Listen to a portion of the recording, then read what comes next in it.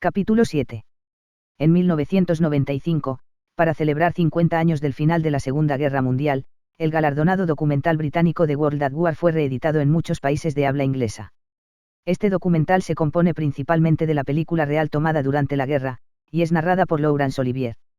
En el episodio 6, Banzai, Japón 1931-45, hay varias escenas que muestran a los japoneses agitando tanto la bandera japonesa como la bandera del partido nazi con evidente entusiasmo. Esto se debe a que Japón y Alemania compartieron muchos valores culturales e ideológicos similares en ese momento.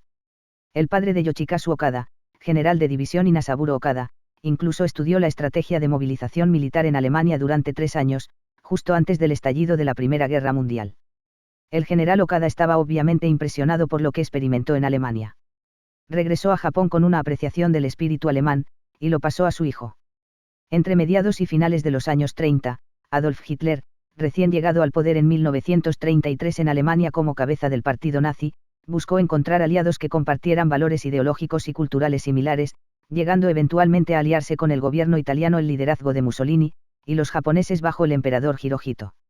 En 1939, su ideal político y cultural mutuamente compartido dio lugar al establecimiento del Pacto Tripartito, en el que Alemania, Italia y Japón eran miembros únicos.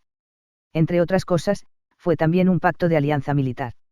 Japón estaba ansioso por establecer nuevos aliados, ya que solo recientemente había retirado su membresía de la Sociedad de Naciones, en protesta por ser amonestado por su invasión y atrocidades en China. El preámbulo del Pacto Tripartito dice así: los gobiernos de Japón, Alemania e Italia consideran como la condición previa para cualquier paz duradera que todas las naciones del mundo tengan su propia estación. Con el fin de enfatizar este objetivo con más fuerza, se añadió un rescripto imperial japonés al firmar el pacto.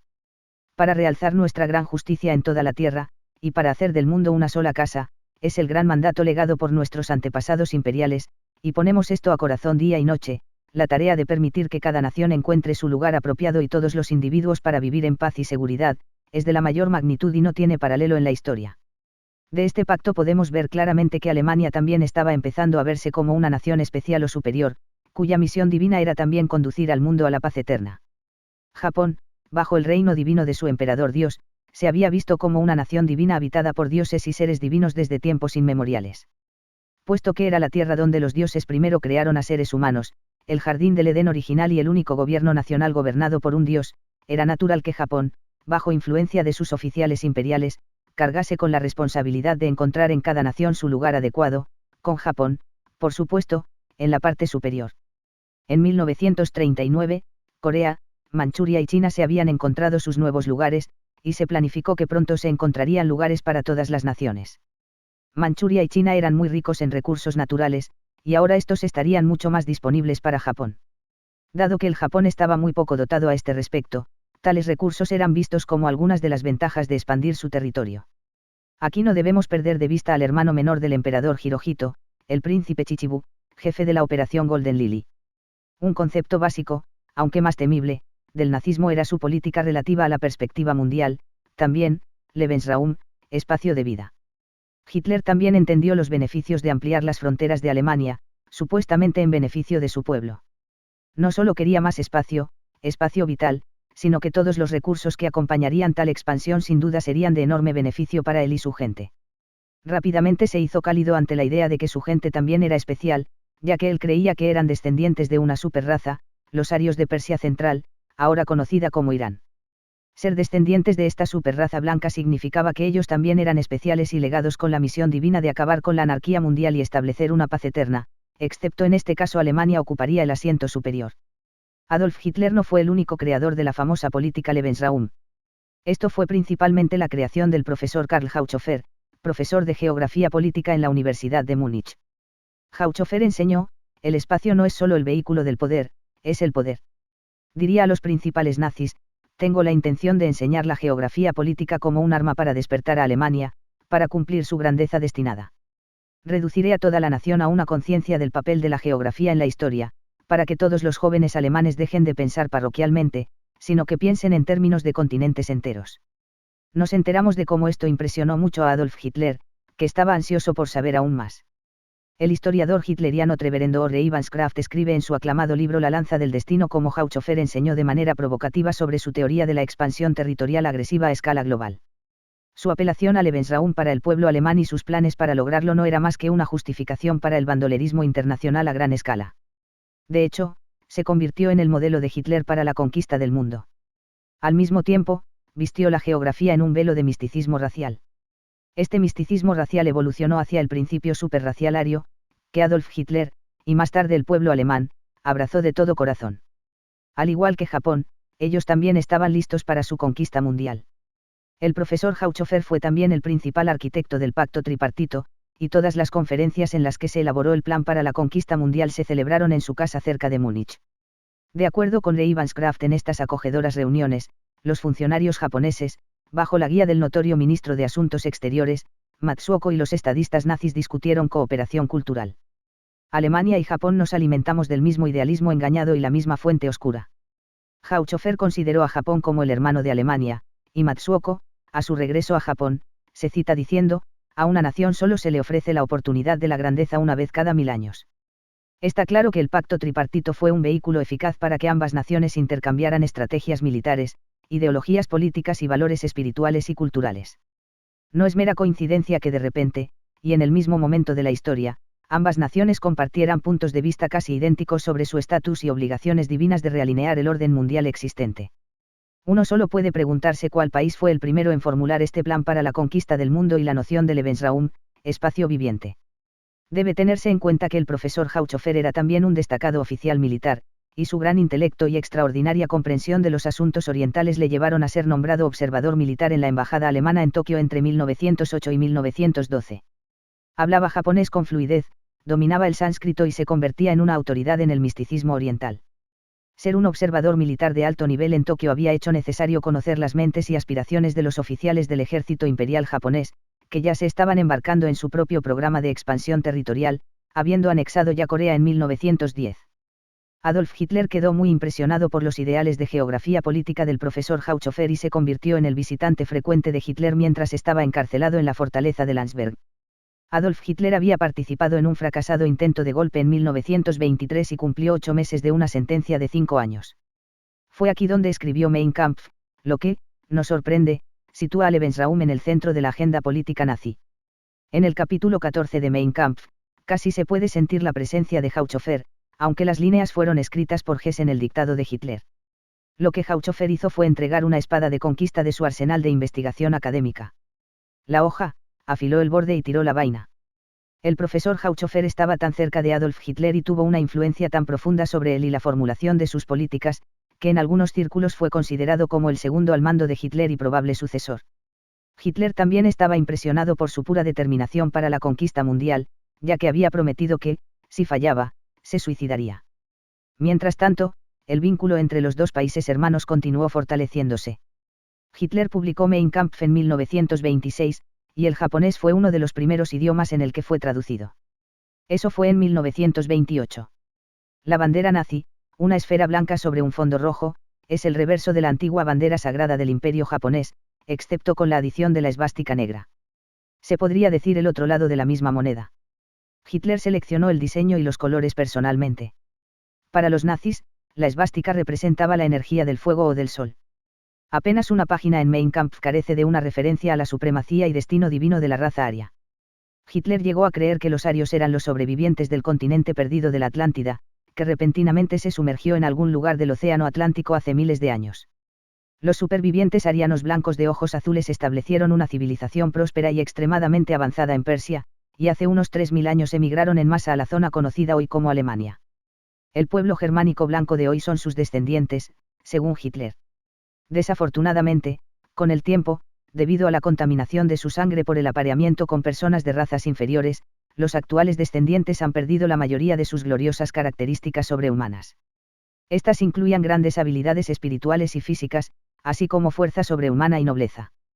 Parte del plan de Hitler era purificar genéticamente las líneas de sangre germánicas a través de una crianza cuidadosa y selectiva. En su opinión, una fuente importante de esta contaminación de la sangre vino de la raza judía. Yoshikazu Okada enseña una teoría similar, excepto que los japoneses son los supervivientes del continente Mu, que se hundió en el Océano Pacífico hace unos 15.000 años. Según él, la civilización del continente Mu fue más evolucionada que la Atlántida, y cuando desapareció repentinamente bajo el mar, la única sección que quedó fueron las islas que ahora conocemos como Japón. La faceta más aterradora y devastadora del plan de Adolf Hitler para el poder mundial ya había llegado a su posesión en 1919. Fue entonces cuando los supuestos registros de los procedimientos del Congreso Mundial de la Judería, celebrada en Basilea, 1897, habían sido recientemente sacados de contrabando de Rusia, donde habían sido guardados secretamente hasta entonces, y publicados en Alemania y otros países. Estos procedimientos publicados son conocidos como los Protocolos de los Sabios de Sion, y pretenden ser las resoluciones y planes de una conspiración judía para la dominación del mundo. Naturalmente, despertaron mucho interés en el momento, y hubo mucho debate animado en cuanto a su autenticidad. Muchos estudiosos sostienen que los protocolos fueron escritos simplemente para crear sentimientos antisemitas en todo el mundo. El debate sobre este punto aún continúa hoy, y esta supuesta conspiración ha sido objeto de innumerables libros y ha sido responsable del establecimiento de muchos grupos o movimientos de conspiración antijudíos en todo el mundo. La recientemente derrotada nación alemana absorbió el contenido de Die Protocols como una esponja seca, ya que les explicó, al menos, por qué su poderosa nación había sufrido una derrota tan amarga en la Primera Guerra Mundial. Die Protocols como fueron las víctimas de una conspiración mundial, y esto permitió a los alemanes culpar a todos los malos pensamientos sobre los hombros de los judíos. No solo los judíos fueron acusados de la derrota del poderoso imperio alemán durante la Primera Guerra Mundial, sino también de las crecientes obsesiones materialistas del hombre. En otras palabras, habían contaminado el alma humana alejando a la humanidad de Dios, solo para ser condenados a una obsesión por el materialismo. Adolf Hitler se obsesionó con el contenido de los famosos protocolos, y juró vengar a su pueblo. Durante varios años, los protocolos circularon por toda Europa, y en todas partes se hablaba de la existencia de una red judía internacional que tramaba secretamente el control del capital mundial y la manipulación de la política mundial con el objetivo final de la dominación mundial. El profesor Alan Bullock, posiblemente uno de los más destacados historiadores de Hitler, escribe, este fue un momento en que las teorías de la conspiración encontraron una audiencia preparada en Europa. Una atención extraordinaria se prestó en Alemania en la década de 1920 a los protocolos de los sabios de Sion, a ser un relato de la conspiración del mundo judío, para subvertir la civilización cristiana y erigir un Estado mundial judío, planificado en una serie de reuniones celebradas en Basilea en 1897 en el momento del primer Congreso sionista. Los protocolos eran, de hecho, una falsificación formada por la policía secreta zarista y publicada por primera vez en 1903. Traducidas a muchas lenguas, se convirtieron en un clásico de la propaganda antisemita, y fueron ocupadas con entusiasmo por Hitler, que hizo del antisemitismo una característica central de sus discursos en los principios de los años 20. Prácticamente cada página de Mein Kampf contiene referencias odiosas y vengativas a los judíos y lo que él haría con ellos al llegar al poder. A los ojos de Hitler, representaban la personificación de las fuerzas del mal, y eran totalmente responsables de todo el sufrimiento del mundo actual. Los protocolos despertaron una oleada de odio hirviente para los judíos, sobre la cual Adolf Hitler subió al poder. De hecho, el demonio que habla de los protocolos proporcionó a Adolf Hitler un plan para el poder total, un modelo que siguió inquebrantablemente hasta que alcanzó el pináculo de la dictadura absoluta sobre el Tercer Reich. Los protocolos se plasmaron en una publicación del profesor Sergi Asnilus de Rusia para dar a conocer su existencia, ya que opinaba que tal conspiración existía de hecho. En el epílogo de su publicación, escribe, ya no cabe duda de que el reinado triunfante del rey de Israel se eleva sobre nuestro mundo degenerado como el de Satanás, con su poder y sus terrores, el rey nacido de la sangre de Sion, el anticristo, está a punto de montar el trono del imperio universal. Algunos años más tarde, una copia de los protocolos encontró su camino al Museo Británico, donde fue traducido al inglés por Víctor Marsdan, un ex corresponsal ruso del Morning Post. En el prefacio a la traducción de Marsdan se lee, se puede decir con verdad lo que este trabajo se llevó a cabo a costa de la sangre de la propia vida del señor Marsdan. Él dijo al escritor de este prefacio que no podía soportar más de una hora de tiempo de su trabajo en el Museo Británico, ya que el espíritu diabólico del contenido que se vio obligado a convertir al inglés lo hizo enfermar. Sorprendentemente, los protocolos son relativamente fáciles de obtener hoy en día, y tuve éxito en la adquisición de una copia de una librería alternativa, y hoy en día se puede descargar una copia de cualquier número de sitios en Internet. En total, constan de 24 protocolos, algunos de los cuales son muy largos y abarcan varios temas, mientras que otros son bastante cortos y abarcan solo unos pocos. Cada protocolo está totalmente dedicado a ciertos aspectos de la supuesta conspiración judía. Magikari mantiene a los judíos totalmente responsables de la caída del hombre, también. En su opinión, fueron los judíos los que llevaron a la humanidad lejos de Dios, solo para hacerse obsesionados con el materialismo. Para apaciguar a Dios, Las organizaciones Mahikari surgieron para construir el templo de Dios en Japón. Hitler estaba justificado en exterminar a 6 millones de judíos, ya que esto era la purificación de Dios, o juicio, según Yoshikazu Okada. En Sukyo Mahikari, a miembros del seminario de nivel avanzado se les da un libro de texto de 130 páginas como parte de su seminario. El libro de texto de mi miembro avanzado contiene mapas detallados del continente de Mu antes y después de su sumersión, así como mapas similares de dónde estaba una vez la Atlántida. En este libro de texto, se pide a los miembros que hagan más investigaciones sobre estos temas leyendo El continente perdido de Mu por el coronel James Churchward y El continente sumergido de la Atlántida por L.W. Robinson. Los miembros de nivel avanzado también son invitados a estudiar el futuro curso de Japón por Kido Honda. Un bosquejo del capítulo 1 y del capítulo 2 del libro de Honda toma 10 páginas en el texto de los miembros. El capítulo 1 enumera 6 artículos del plan secreto de los francmasones judíos para la dominación del mundo. Estos 6 artículos están claramente diseñados para invitar tanto a los sentimientos antifrancmasones como antisemitas. El capítulo 2 es una versión abreviada de un discurso secreto supuestamente dado por el jefe de los francmasones judíos a una reunión secreta de los judíos, en la cual cada miembro presente juró secreto bajo amenaza de muertes y divulgaba el contenido del discurso. El preámbulo del discurso secreto da una breve historia de su origen. Curiosamente, en 1919 estos artículos y cartas fueron sacados de contrabando de Rusia y publicados en Europa. El contenido de la carta abreviada está totalmente dedicado a una conspiración judía mundial. He estudiado los protocolos de los sabios de Sion, y está claro que la letra abreviada es una versión corta de los protocolos que se publican en el libro de texto de los miembros avanzados. El afecto sobre el lector es también el mismo, es despertar sentimientos antisemitas. Para evitar ser etiquetado como antisemita, he incluido solo algunos fragmentos de los protocolos abreviados incorporados en el libro de texto. El poder del dinero es la fuente de nuestra energía. Los diversos países del mundo unidos en una alianza pueden prevalecer contra nosotros por un tiempo, pero no tiene que preocuparse. Por 2000 años hemos nutrido las raíces de la desunión entre los pueblos de todo el mundo, no se puede arrancar estas raíces. Podríamos decir que, si los pueblos del mundo advierten la situación real, nos atacarán por la fuerza de las armas antes de que podamos completar nuestro plan, pero estamos preparados para esa eventualidad. En cuanto a nuestro gobierno trascendental, nos hemos dotado de las cualidades necesarias para ejercer el poder real en el mundo. Podemos decir que somos los legisladores en este momento, tenemos el poder de la vida y la muerte, ya que la policía y los tribunales están en nuestras manos. La gente ciertamente tragará nuestra demagogia y luchará por ganar el poder político, arruinándose así. Podemos utilizarlos como queramos, a través de la intriga y usando el poder financiero bajo nuestro control, podría crearse un pánico económico, y de un solo golpe robar a los trabajadores de sus hogares.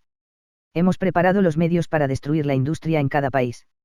Usando la industria, robaremos la tierra de su pueblo y su capital, y por la especulación recogeremos todo el oro del mundo en nuestras propias manos. Ninguna gente en ningún país del mundo será capaz de evitar ser arruinado e inclinarse a nuestros pies. Así, en las diversas maneras que he mencionado, vamos a obligar a todos los países del mundo a un estado de agotamiento, y así construir nuestro gobierno trascendente, con el poder en cada país en nuestras propias manos. Hay muchos judíos en Mahikari, todos los cuales sin saberlo están reavivando y ventilando esa misma llama que incineró a 6 millones de sus parientes durante la Segunda Guerra Mundial. Es muy triste verlo. Uno de los jóvenes que murió trágicamente en el accidente de coche, en el que murieron los 5 jóvenes Mahikari mientras regresaba a Melbourne, era judío. Los protocolos abreviados incluidos en el texto de los miembros avanzados de Sukyo Mahikari incluyen lo siguiente, cito, podríamos decir que si los pueblos del mundo advierten la situación real, nos atacarán por la fuerza de las armas antes de que podamos completar nuestro plan, pero nosotros estamos preparados para esa eventualidad. Tenemos un plan impresionante que aterrorizará al héroe más valiente, es el metro. Poco tiempo, la capital de todos los países del mundo tendrá un metro, y podremos destruir todas las instituciones del gobierno y los papeles importantes de estos gobiernos al mismo tiempo. Puedo entender por qué ciertos individuos y grupos descontentos podrían encontrar justificación en sus opiniones y acciones antisemitas y anti-establecimiento después de leer los protocolos. No solo invocan sentimientos antisemitas, sino también sentimientos contra el establishment, ya que muchos grupos extremistas de extrema derecha y otros creen que la conspiración judía ya ha tenido éxito en el control de los gobiernos y otras instituciones públicas. Esta creencia justifica sus acciones al querer recuperar el control en manos de grupos no controlados por los judíos, a saber, ellos mismos. No es raro que estas organizaciones supremaquistas creen su propia historia mientras viven sus fantasías, ya que esto es exactamente lo que hicieron los nazis y los oficiales del ejército imperial japonés. La mayoría de estos hombres notorios están ahora muertos, pero los contenidos subversivos de los protocolos, de los cuales muchos de ellos sacaron gran parte de su inspiración, siguen circulando a nivel mundial, y solo recientemente descubrí que Sukio Mahikari los circula y los anima a estudiar. Las palabras, tenemos un plan impresionante que aterrorizará al héroe más valiente, es el metro, y podremos destruir todas las instituciones gubernamentales y los papeles importantes de sus gobiernos. Tienen cierta resonancia sobre ellos. El 20 de marzo de 1995, ahora se sabe que el culto al juicio final de Japón, a Aum Suprema Verdad, a Aum Shinrikyo, comenzó a desarrollar su fantasía que es desestabilizar en primer lugar el gobierno de Japón, liberando gas mortal al metro de Tokio. 10 personas murieron y 5.000 resultaron heridas. Este culto supremaquista también es acusado de atacar más tarde los metros en Yokohama y de nuevo en Tokio. El Sydney Morning Herald publicó un artículo el 25 de marzo de 1995, en el que se detallaba cómo algunos días después varias corporaciones japonesas en Australia y en otros países recibieron cartas enviadas por correo urgente, escritas en inglés muy malo y firmadas por DTAM. Ellos leen en parte, el metro era un intento, las aerolíneas y negocios japoneses en Australia serán los próximos. 2 semanas más tarde en Oklahoma City, un coche bomba explotó frente a un gran edificio de oficinas del gobierno federal. Alrededor de 160 personas inocentes fueron asesinadas, y el edificio fue totalmente destruido. Después de 2 años de investigaciones, el principal sospechoso, Timothy McVeigh, que según se informa es miembro de un movimiento supremaquista de extrema derecha, de Michigan, Malasia, fue finalmente declarado culpable del atentado. Se ha informado de que esta organización está abogando por el derrocamiento del gobierno de los Estados Unidos. Algunos todavía temen que los auténticos intelectuales detrás del bombardeo y los gaseamientos del metro todavía puedan estar en libertad. ¿Qué tan probable es que todos estos grupos supremaquistas estén vinculados, aparte de la fuerte probabilidad de que extraigan gran parte de su inspiración y justificación de los protocolos de los sabios de Sion? Las palabras, tenemos un plan impresionante que aterrorizará al héroe más valiente, es el metro, y podremos destruir todas las instituciones gubernamentales y los documentos importantes de los gobiernos. Están en el protocolo No 9, último párrafo. Palabras frías a la luz del reciente 11 de septiembre de 2001, el edificio del World Trade Center se derrumba. En la revista australiana New Dawn número 32, edición de septiembre a octubre de 1995, hay un artículo aportado por un miembro estadounidense de la Aum Shinrikyo, escrito para aclarar cualquier concepto erróneo con respecto a su líder y la organización. El nombre significa Suprema Verdad, y fue iniciado hace 8 años por su santidad Choco Asahara, quien nació en una vida anterior como una encarnación de Imhotep, el pitoniso del faraón de Souse, que diseñó las pirámides.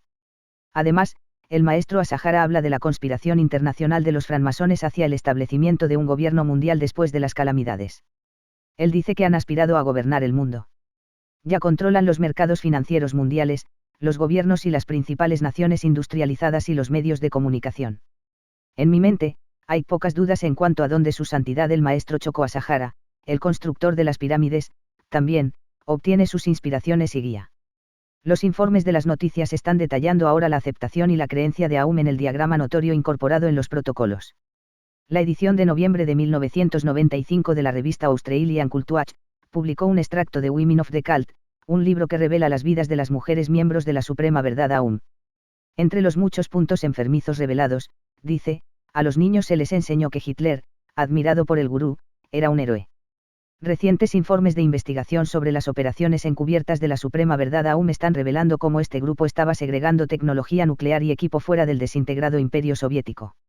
Hoy, en Japón, muchos están cuestionando las actividades de algunos de sus organismos y funcionarios gubernamentales, acusándolos de encubrimiento o, en el mejor de los casos, obstaculizando la revelación de la verdad.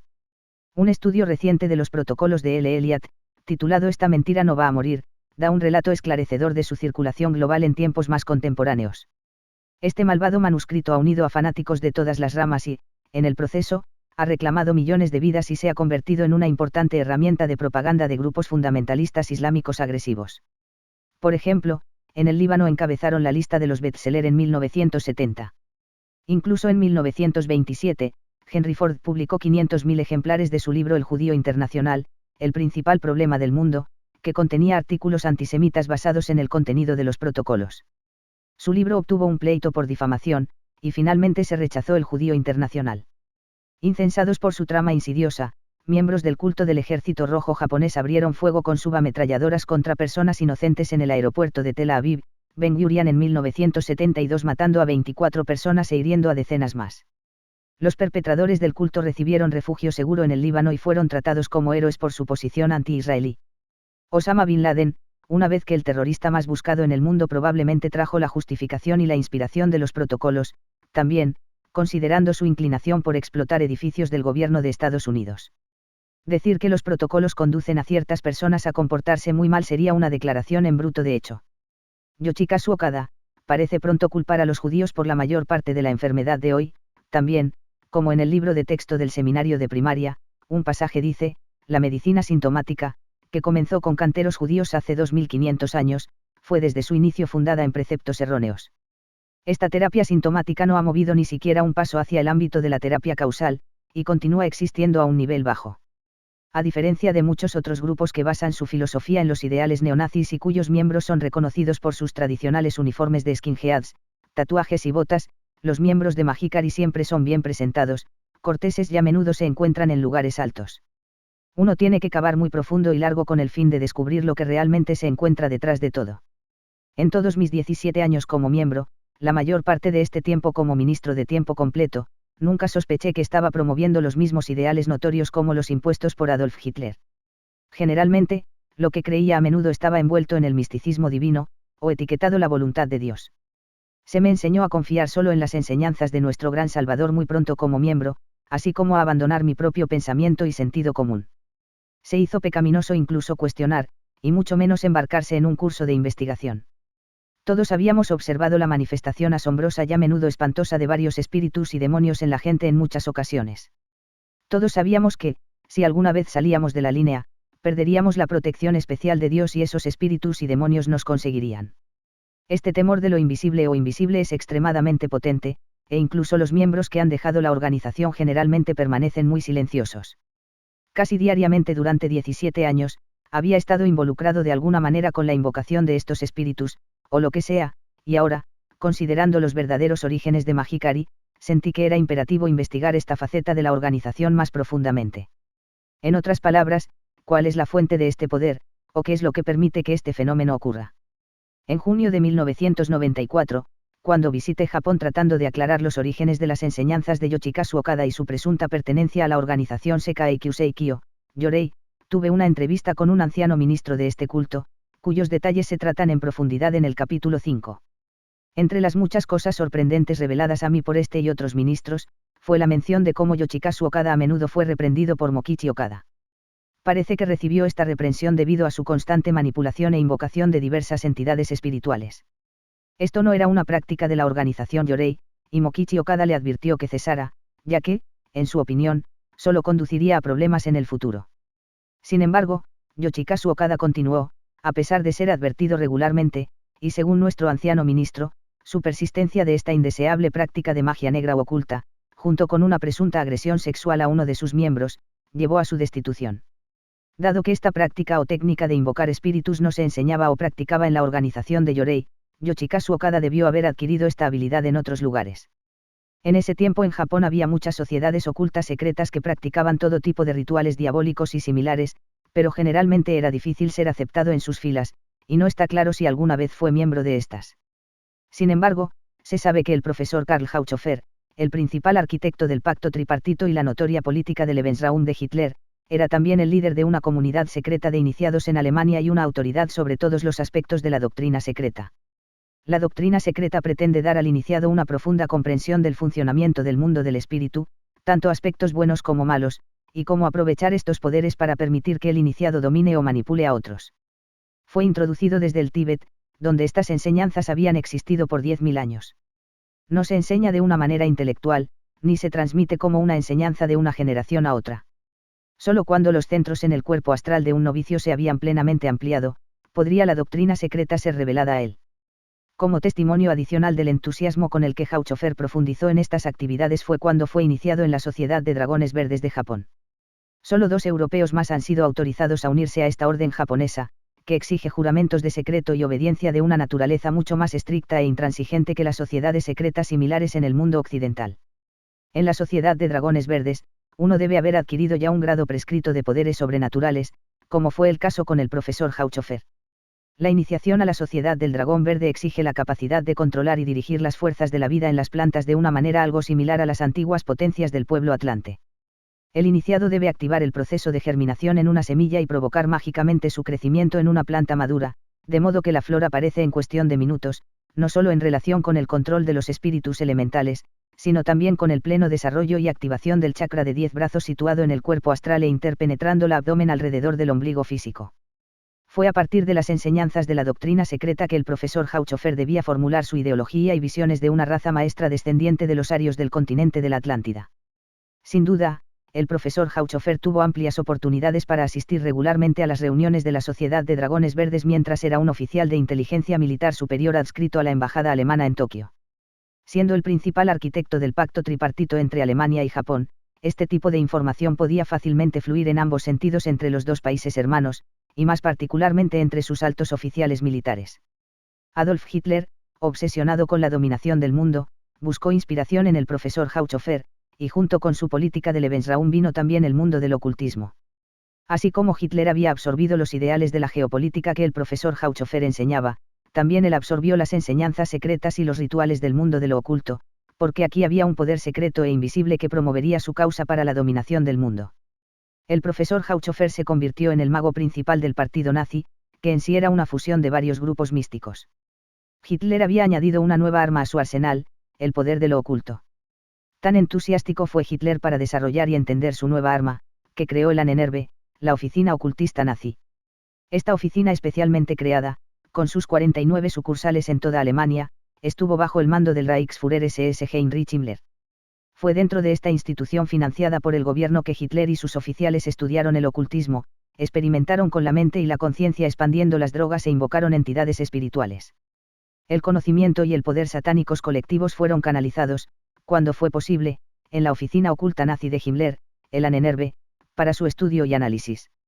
Esto a su vez dio como resultado que muchos oficiales nazis fueran ordenados a asistir a cursos de meditación, trascendentalismo y magia.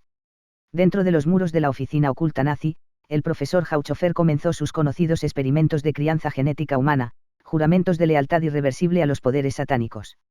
Esta fuerza de trabajo internacional de satanistas estaba decidida a desatar y aprovechar los poderes de Satán para su propio uso en la dominación total del mundo. No cabe duda de que los diversos hallazgos y resultados obtenidos de los estudios de la Ahnenerbe encontraron su camino hacia Japón y viceversa, muy probablemente a través de los canales del pacto tripartito. Un grupo de trabajo internacional como este, que incluía a varios miembros de la Sociedad Japonesa de Dragones Verdes, no podía pasar desapercibido dentro de las filas del ejército imperial japonés. Ya está claro en el libro de texto de avanzados miembros que Yoshikazu Okada era un estudiante y creyente de los protocolos, y como era un oficial militar de alto rango, es casi seguro que también fueron estudiados por muchos otros altos oficiales del ejército imperial japonés, pues ellos también compartían la misma fantasía de la conquista del mundo, comportándose como los sumos sacerdotes del mayor culto religioso del mundo, el sintoísmo estatal. Después de haber estudiado mucha literatura sobre este fenómeno de la manifestación del espíritu, así como conversar con varios otros estudiosos de este fenómeno, más mis propias experiencias de primera mano durante muchos años en muchas culturas diferentes, ahora soy de la opinión de que realmente hay espíritus involucrados aquí. Cuando consideramos los orígenes aterradores, oscuros, asesinos y bárbaros y los antecedentes de los principales actores y el papel que desempeñaron en las muertes agonizantes de tantas decenas de millones de personas, creo que estas entidades son invocadas y energizadas por estos pasados oscuros y horrendos eventos. La cantidad de sufrimientos pasados, que no tiene precedentes en la historia de la humanidad, que esta ideología de mente y los responsables perpetrados, y siguen haciendo, sobre la humanidad, todavía resuenan o resuenan hasta el día de hoy, y es esta fuerza oscura sin respuesta y no resuelta o la energía que es la sangre vital de esta organización y con ella vienen sus fantasmas y espíritus. Esta fuerza o luz negra da energía a estas entidades, permitiéndoles que salgan a la superficie regularmente y a veces con gran fuerza.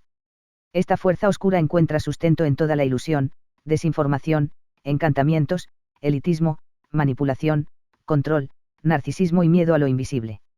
Su magia negra llama y atrae a los similares.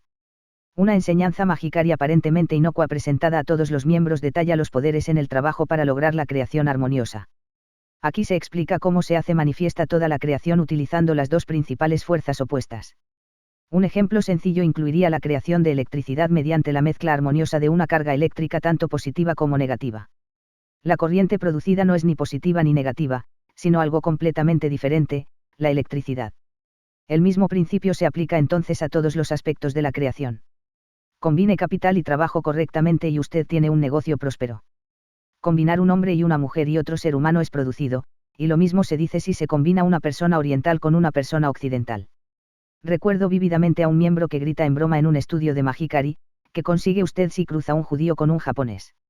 Usted consigue el plan de Fugu. Este fue el programa japonés de eugenesia en tiempo de guerra para crear una nueva raza superinteligente cruzando judíos y japoneses. Pero era mucho más que eso. Fue la trama secreta de Japón, ideada por una camarilla de sus oficiales militares de alto rango y ministros del gabinete, para establecer el nuevo Estado de Israel en su recién adquirido territorio de Manchuria Manchukuo. Por lo tanto, también podría decirse que se trataba de su intento militar de cumplir la tan esperada profecía bíblica de restablecer a Israel en previsión de las grandes tribulaciones que sabían que iban a venir, ya que habían estado involucrados en su preparación durante algún tiempo. Fugu viene del pescado de fugu, que es considerado el más deseable de todos los pescados por los japoneses. También es el más caro. Su carne se dice que es la mejor degustación de todos, mientras que por el contrario ciertas partes de su cuerpo contienen un veneno tóxico considerablemente más letal que el cianuro. Come la parte equivocada y estás muerto. No siendo ni judío ni japonés, ahora me quedo pensando en qué raza representaban la carne dulce y qué estaba representada por las partes tóxicas. El profesor Hauchofer, el Sr. Matsuoka, el ministro de Asuntos Exteriores japonés que representaba la participación del Japón en el pacto tripartito, el pacto en sí, sin duda, otros eran probablemente vehículos eficaces para compartir y difundir esta información entre estas naciones hermanas. Matsuoka también fue arquitecto del Plan Fugu. Los detalles ahora están saliendo a la luz con respecto a la unidad clandestina de la guerra biológica y ocultada de Japón, establecida sobre órdenes secretas del emperador Hirohito antes de la Segunda Guerra Mundial en Manchuria, China.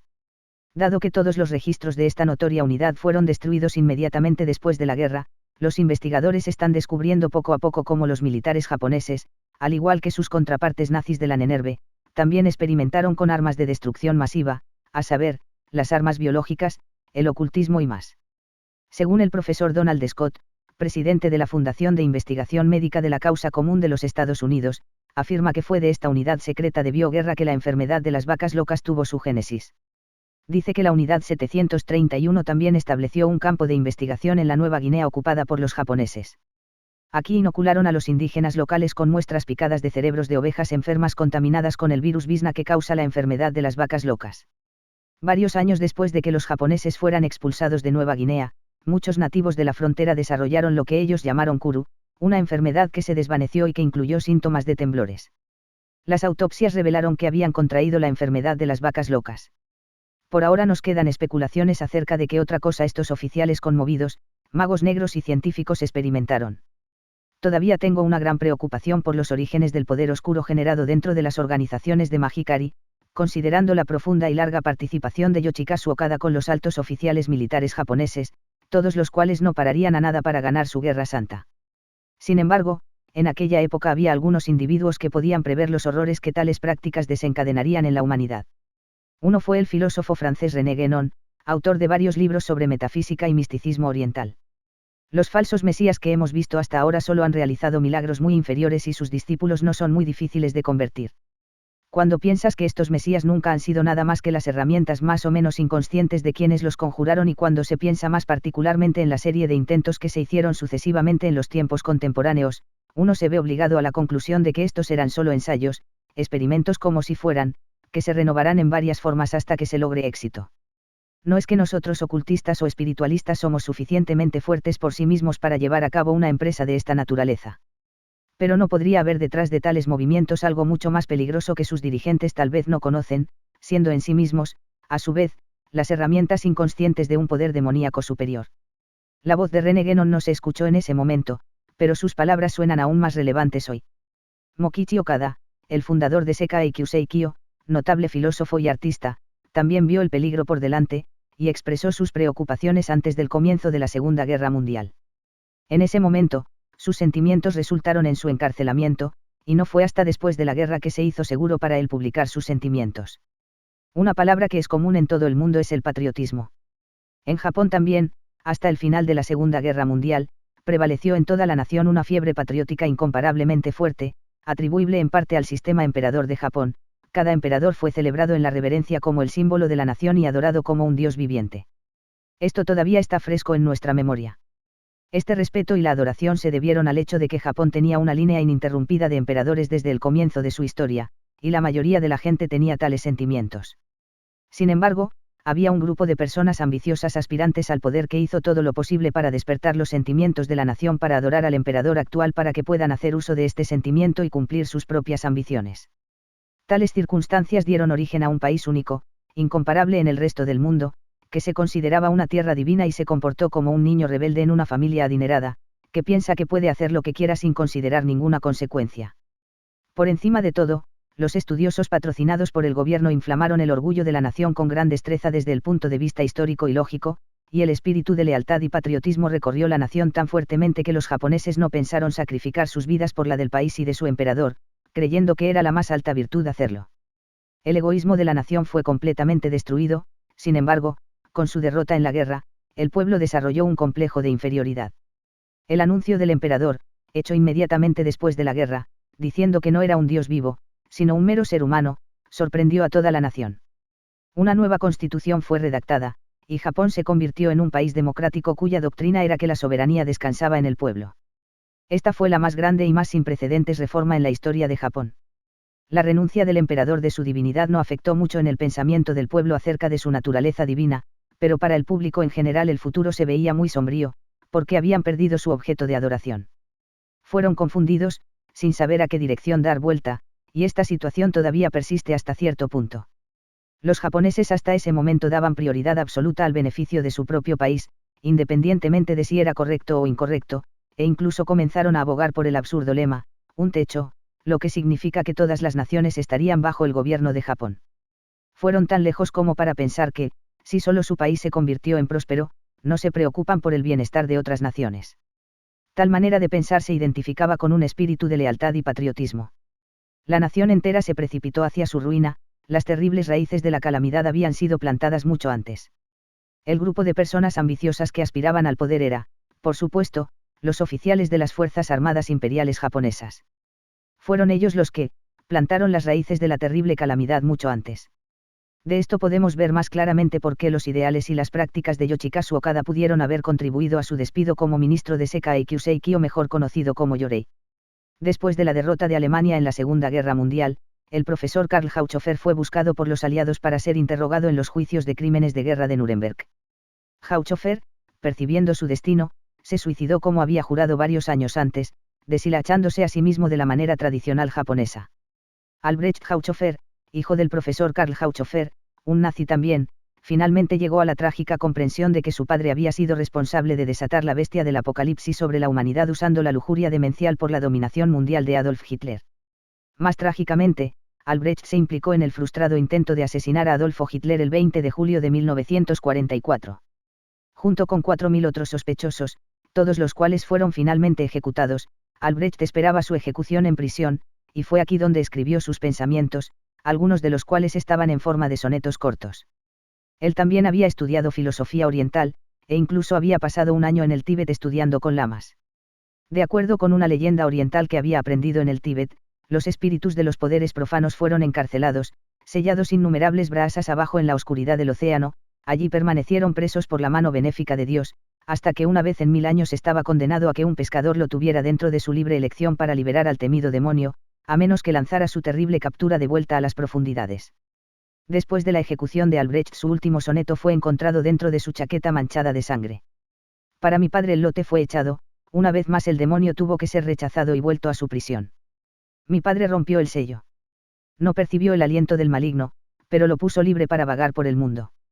Este soneto final es muy similar a un pasaje de la Biblia, Apocalipsis 20, versículo 7, que dice: después que los 1000 años hayan terminado, Satanás será liberado de su prisión y él saldrá a engañar a las naciones, esparcido por todo el mundo.